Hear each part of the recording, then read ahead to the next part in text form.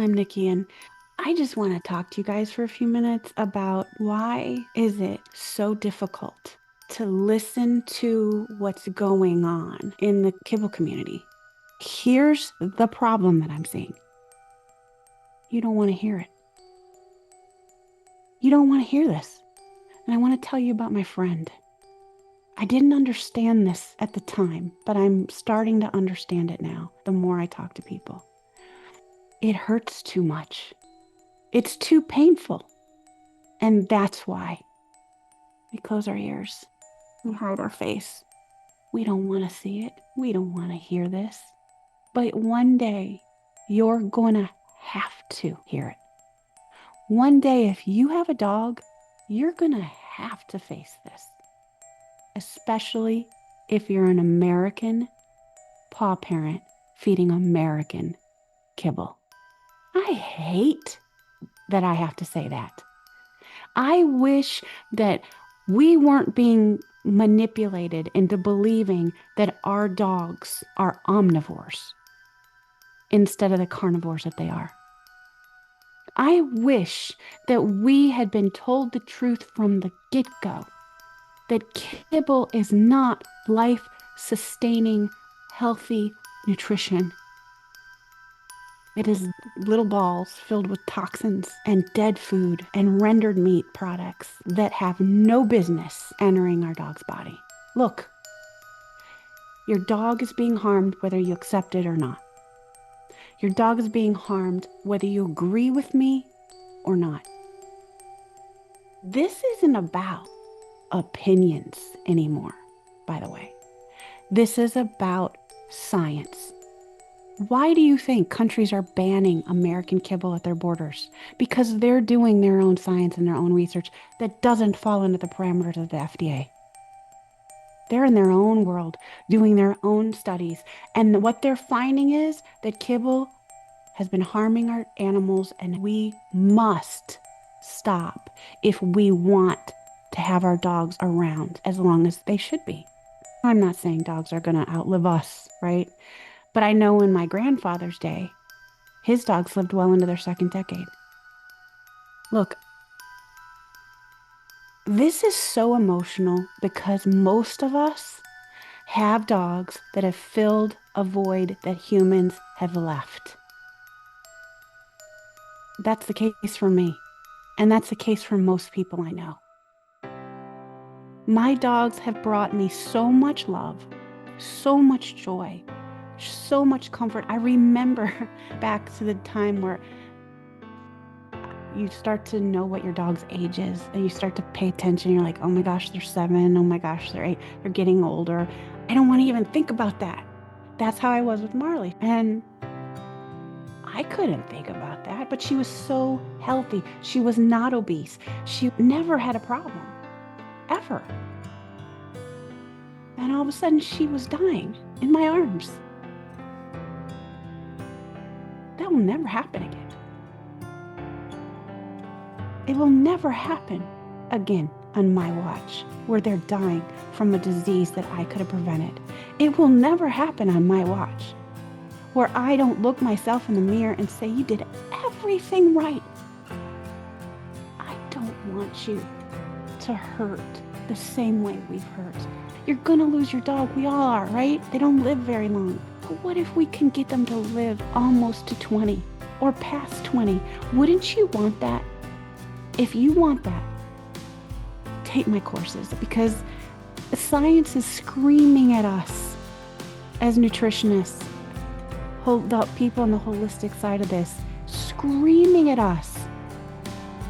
If you want your dog to be healthy and safe and live a long life, we've got to pivot. We've got to do this different. When I told my friend after Dreamer died that we've discovered we lost 2 of our dogs because of a kibble toxin, I wanted to scream it.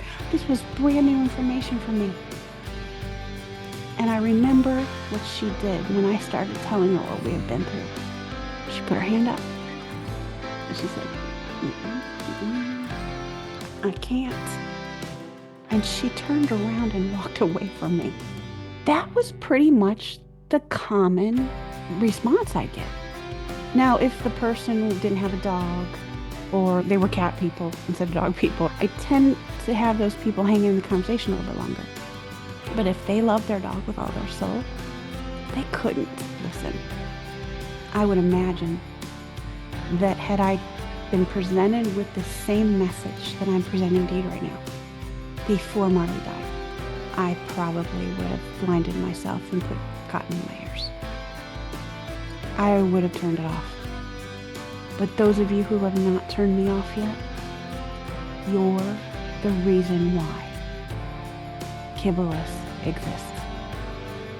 You are the reason why I am doing this. Because when your dog dies, I want your dog to die from old age and not from a poison. When your dog dies, I want you to know it's coming because you're seeing them just slowly decline. Not an instant where you walk in and you have no prep for that. Because in that moment, I wish I would have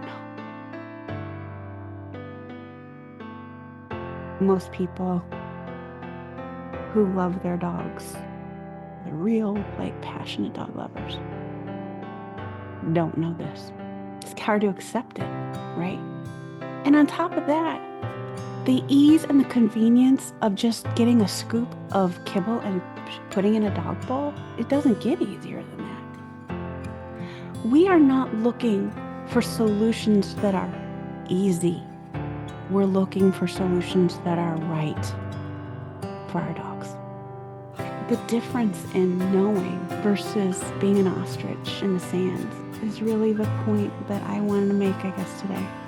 Just because you're ignoring it, just because you bypass those reels on your feed and Facebook and Instagram, just because you turn people off when they're talking about this in the circles that you run, just because you're able to do that doesn't take away the fact that your dogs are being damaged at a cellular level if they're being fed kibble. You just do what science says and good things happen.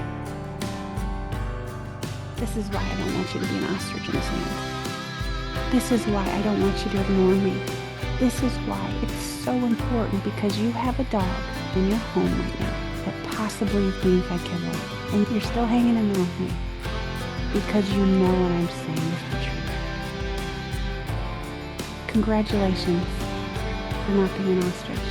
Your dog will live a longer, healthier, disease-free life if you start feeding them what science says they need. If you have a dog and you're ready to address these things, we have so many options for you. We've got Before the Bowl is going to teach you about things like why is kibble bad, why is it harming, the history of kibble, so we can have a clear understanding, so that when we have to have conversations about this, that we're educated. We want to teach you things about toppers and treats to go ahead and put on top of your dog's bowl so you can make a difference right now, before their bodies even go through the detox and healing process. In the next course, in the Kibbleless Challenge, this is where we teach you everything about opening up those detox pathways, building up their bioflora, and repairing their pancreas. This is the course where we gently move away from kibble and on whole fresh food. It's not a complete diet yet, but once their bodies are healed up and they're ready to accept that wonderful nutrition, then we treat this dog like an individual, and we look at them in totality. How old are they? What is their breed? What are their intolerances? What makes them unique? And then we customize a diet plan that has a minimum of 3 to 4 different rotated proteins, broken down plant matter that's also rotated. We want to avoid it building up any intolerances, and we want to make sure that it's nutritionally complete. There's no such thing as a complete and balanced. It doesn't exist. But when we rotate nutrition and we rest proteins, we can come very close to that. So that's the Kibbleless Life, where I am going to personally hold your hand and help you one-on-one within the group of coaching that I'm doing with you. It's no longer a class that you're just having to listen to on your own. This is where we're going to deep dive, and you're going to prepare rotated meals for your dog, and I'm going to show you how to do that. Also, we're going to teach you about how to source these things, like what is ancestral blends and why is it so important to make sure that our dogs don't just get meat, but they also get things like secreting organs and raw bones. How do we get that into our dogs? I'm going to show you all of that. It's not hard. And then lastly, we have a course called Beyond the Bowl. Beyond the Bowl is going to be everything outside of nutrition that can harm and heal your dog. So we're going to talk about things like when to spay and neuter. What about flea and tick medicine? What about heartworm preventative? What about chemicals in our home? We're going to teach you about what harms and what heals and why in Beyond the Bowl. And then on top of that, some of you don't want to take a course. Some of you are like, I need one-on-one. Okay, no problem. I offer private coaching to you as well. So everything that you need to know is on kibbleless.com. And on top of all that, I have written a children's book. Yes, I used to be an elementary school teacher, and I'm retired from that now. I have 5 kids of my own, but it's all about Smitten, and it's a child-friendly way of teaching children about nutrition, how the role it plays in our pets. If you already feed this way, I want your story. We need your story. We need to offer hope to people who need it, who are just new to this. Okay, so go to the Paws for Hope, called pawsforhopewall.com. pawsforhopewall.com, and submit your story and a facial picture of your dog. We do not share your information. Will not happen ever. Promise you that. But we do want your stories. We will not bombard you with emails or anything like that. But I think that you'll see this Paws of Hope Wall is going to bring hope to millions of people and empower them to help change their dog's life by changing what they're feeding. Super exciting. So I guess that's my message for today. Don't be an ostrich. It's okay. It's scary. Yeah. It's not fun to think about. Yeah. But the reward that you're going to have is priceless. The reward of knowing that you're feeding your dog exactly what they were always designed to eat is precious. The fact that the fog lifts and you can see truth for what it is, you can't put a price tag on that. So let me help you. If you're frustrated and you're sick and tired of surfing social media and Google trying to find answers, stop searching. What I can promise you is this. I'm a truth teller. Honesty is one of the core values that I have that's so important to me. I am honest, and I am kind, and I'm grateful for my dogs. I have tremendous compassion and empathy for people who are going through what we've been through. And I am ready and willing to help anybody who needs it. So go to kibbleless.com. See if there's something they're offering that will benefit you.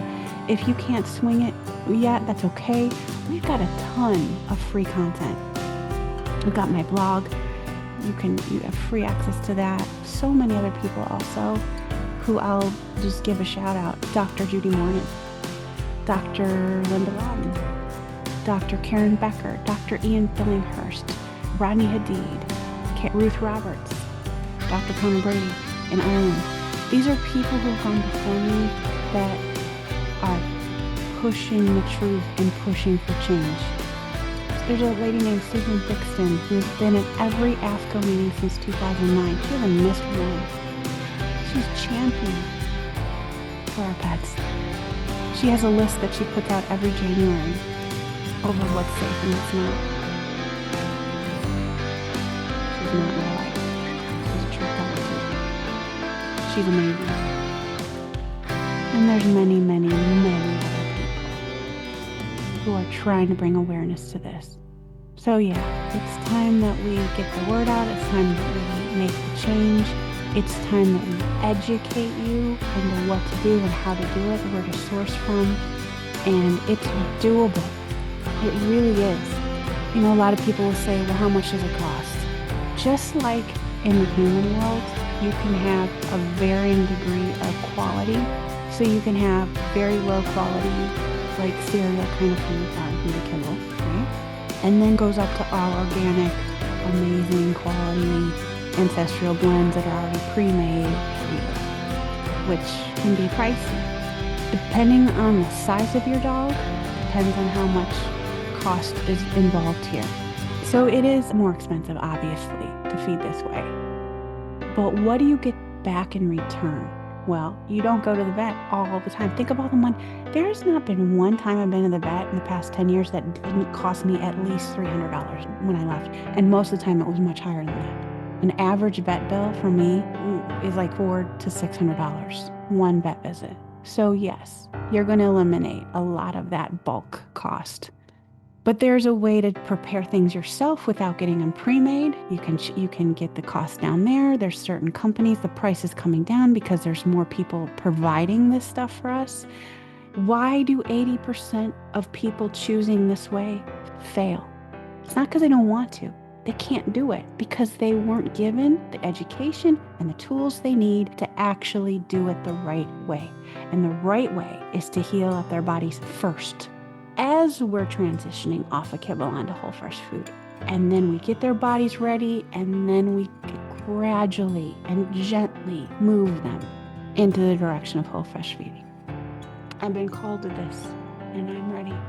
It's not the easiest choice I could have made, but it's the very best choice I could have made, because I get to help you with your dog, who means just as much to you as Marley meant to me. And then you get to share your story and help somebody else. That's what it's all about. So let me help you so you can share your story so that you can help others. Let me help you so you can get your dog through transition and healed up so they can accept these nutrients and live a long and healthy life so their bodies can heal up from the damage that kibbles caused. We got this. We can do this. And you're not alone. I'm ready to help you anytime you need. Reach out to me anytime. Take a peek at what we're doing, and I hope to see you in one of the courses. Bye for now.